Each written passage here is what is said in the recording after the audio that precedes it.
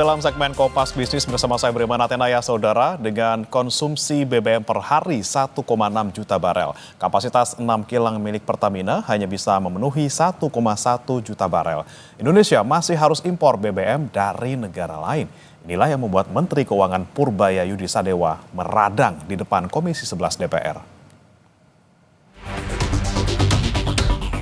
Menteri Keuangan Purbaya Yudi Sadewa dan Menteri ESDM Bahlil Lahadalia saling saut urusan energi. Di depan Komisi 11 DPR, Menkyu Purbaya kesal lantaran sejak tahun 1998 Pertamina tidak menambah kilang baru. Sampai saat ini, Pertamina lewat anak usahanya yaitu Kilang Pertamina Internasional mengoperasikan 6 kilang. Rinciannya, refinery unit di Dumai, Riau, Pelaju, Sumatera Utara, Cilacap, Jawa Tengah, Balikpapan, Kalimantan Timur, Balongan, Jawa Barat, Kasim Sorong, Papua Barat. Total kapasitas kilang ini mencapai 1.100 MBOPD, yang berarti ribuan barel minyak per hari. Kami sederhanakan jadi 1,1 juta barel minyak per hari. Kita pernah bangun kilang baru nggak? Nggak pernah. Sejak itu sampai sekarang nggak pernah bangun kilang baru. Jadi nanti bapak-bapak kalau ibu-ibu ketemu Danantara lagi, minta Pertamina bangun kilang baru. Saya pernah, waktu saya di Maritim, saya pernah tekan mereka tahun 2018 untuk bangun kilang. Mereka janji mereka akan bangun 7 kilang baru dalam waktu 5 tahun. Sampai sekarang kan nggak ada satu. Jadi kilang itu bukan kita nggak bisa bikin atau kita nggak bisa bikin proyeknya. Cuman Pertaminanya males-malesan aja. Saya pernah kasih ke mereka biar aja karena mereka yang jelek-jelekin saya kemarin kan. Saya pernah kasih tawaran ke mereka kalau nggak bisa bikin ya udah, ini ada investor dari Cina mau bangun kilang, Anda perlu beli 30 tahun, setelah 30 tahun Anda dapat kilangnya gratis. Pertamina bilang kami keberatan dengan usul tersebut karena kami sudah over capacity.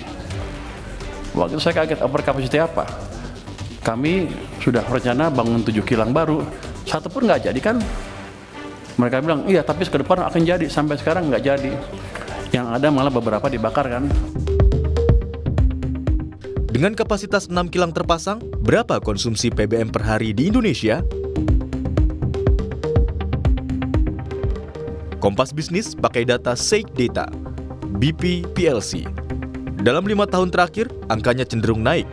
2019, 1,58 juta barel per hari dan turun sepanjang pandemi.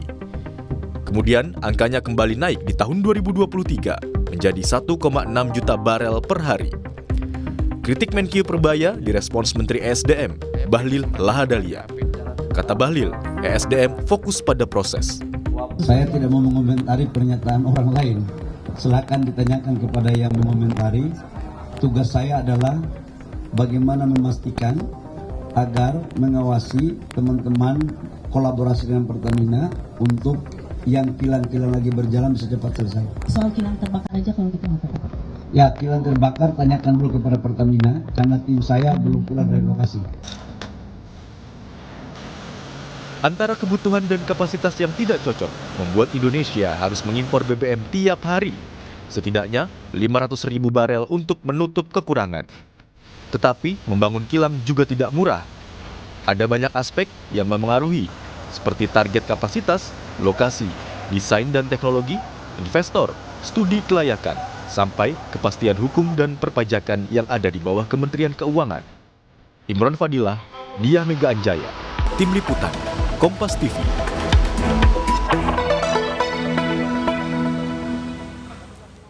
Lalu saudara, benarkah Pertamina malas bangun kilang? Mana yang lebih menguntungkan bagi Indonesia, membangun kilang atau impor BBM dari negara lain? Kami akan tanyakan kepada ahli bahan bakar dan pembakaran Institut Teknologi Bandung ITB, Tri Yus Wijayanto Zainuri. Selamat pagi Pak Yus. Ya, selamat pagi Mas Epi. Ya, Pak Yus, ini ngomongin soal Pertamina yang katanya dibilang malas bangun kilang gitu ya. Ini sebenarnya alasannya kenapa sih Pak? Karena tidak murah membangunnya atau karena khawatir bakal oversupply? Ya, bangun kilang kan kira-kira biayanya sekitar $10.000 ya per barrel. Jadi kalau bangun kilang kecil 60.000 barrel per hari ya berarti kita kalikan 10.000. 600.000. Eh, ya 600, betul ya, 6.000 berarti 600 juta dolar per 60.000 barrel.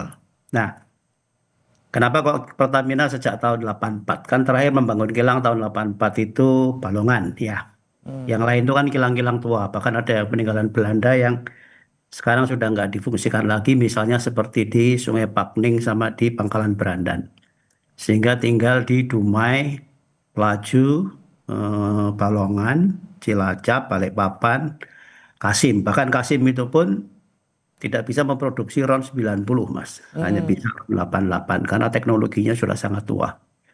Jadi satu dari sisi spesifikasi, karena program dari pemerintah sebetulnya kan inginnya sulfurnya segera dikurangi.